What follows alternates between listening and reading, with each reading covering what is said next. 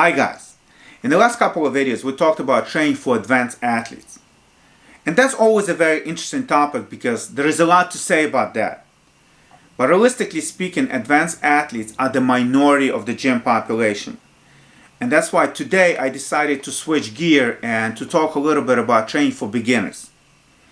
Initial stages of your training can be very confusing because on one hand, you don't even know what you don't know about training. But on the other hand, no matter what you do seems to be working. Those of you who watched my accommodation video might remember that we said that in the beginning, results come so easy that it can give you this false sense of confidence that you got it all figured out and sort of get you off track a little bit. But even slight deviations in the direction of your training at that stage can lead to very different outcomes down the road. To illustrate what I mean, I did a little bit of arts and crafts here, and we're going to use an analogy of two planes flying from New York City across Atlantic Ocean. And as you can see, although in the beginning it might look like both of these planes are moving in more or less the same direction, they end up in very different destinations at the end of the journey. And the same thing happens at the gym. I remember a bunch of my friends and I started training at around the same time, and everybody was doing something different. So most of my friends will do something that we call bro split today, while focusing mostly on upper body. And in the meantime, I was in the corner of the gym by myself, trying to learn how to do squats, and also they would make fun of my diary because I always kept training log. And after about 1 year of training, it looked like we were all getting the same results. And if anything, I was probably falling back in my upper body development. So some of my friends were wondering if I was just being a little foolish with my training. But moving forward 2 more years, I started getting ahead of my friends, and that's when I started hearing things like, you probably have very good genetics. And 2 more years on top of that, they would say that I probably take steroids. And the point of me telling you this story is to show you guys that if you are serious about training, it is very important for you to start moving in the right direction right from the beginning. And that's what this episode is going to be all about. And we're not going to be talking about any specifics regarding diet or training here because then we would just have to cover everything.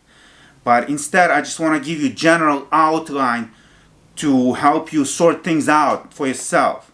And as I'm doing this, I'm thinking about what I would like somebody to tell me when I was just getting started. For you to be able to determine an optimal direction for your training, you first have to have some kind of vision of what are you trying to accomplish. And mind you, I say vision and not goals, because goals tend to be a little more specific. And as a beginner, you simply don't have enough experience to set realistic, measurable goals. Because, for example, how are you supposed to know what is good rate of progress in bench press for 6 months if you have never done bench press in your life? And on the other hand, vision is a little more general. And all we really need is a direction. And although it is possible to pursue multiple things at the gym at the same time, do understand that some of those things will be more compatible with each other than the others. So, for example, being fit and healthy will go along very well.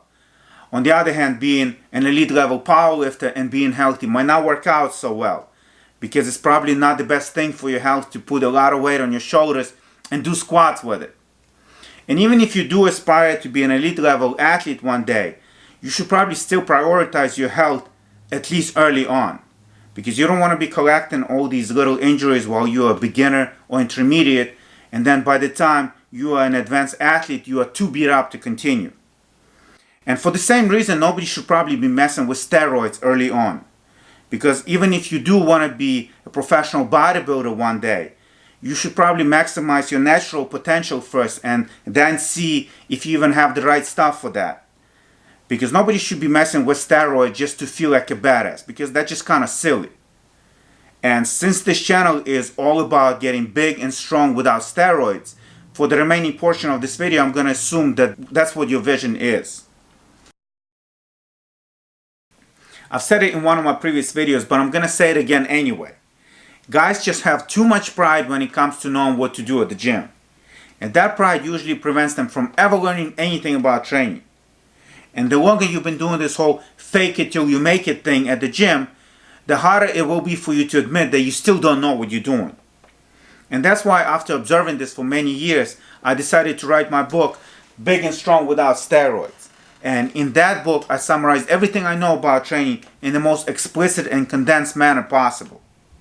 And if you don't want to get my book, I also have a video posted on this channel where I talk about some of the best books in the field of resistance training. Because at the end of the day, we're not getting any younger. And nobody should be wasting time figuring out things about training that are already well-known facts. Because even if you do put it all together on your own, by the time that might happen, you could be just too old to achieve any significant results at the gym.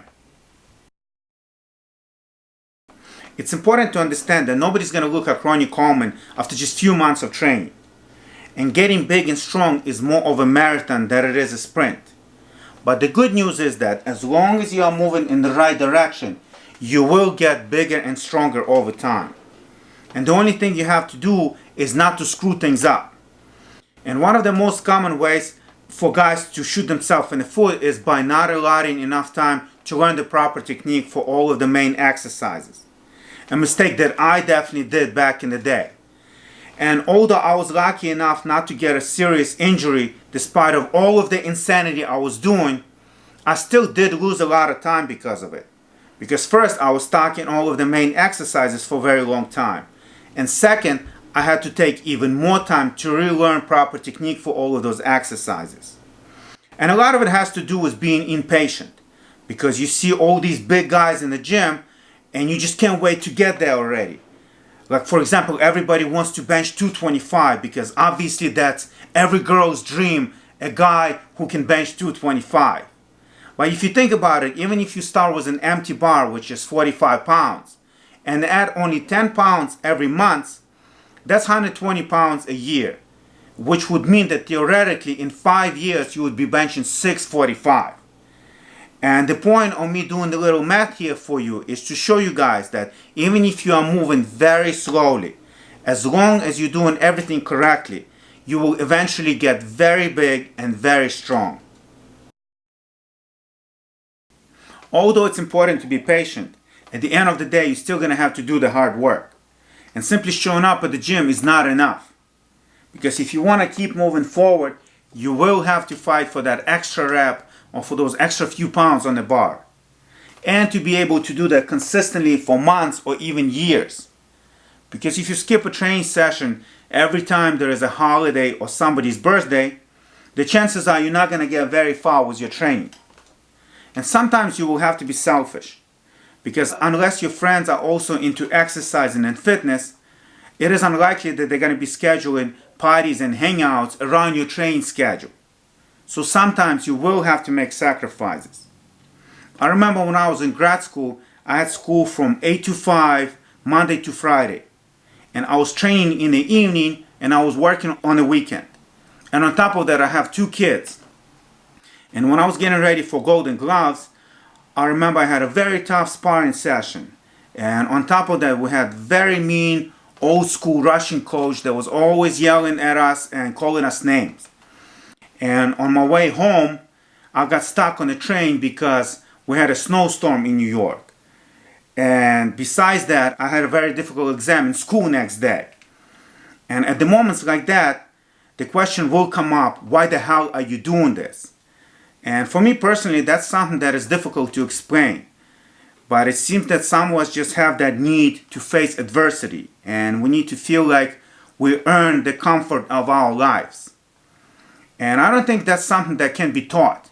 And it seems that you either have it or you don't. But if you do, I wish you luck on this journey. And if you have any questions, you guys know where to find me.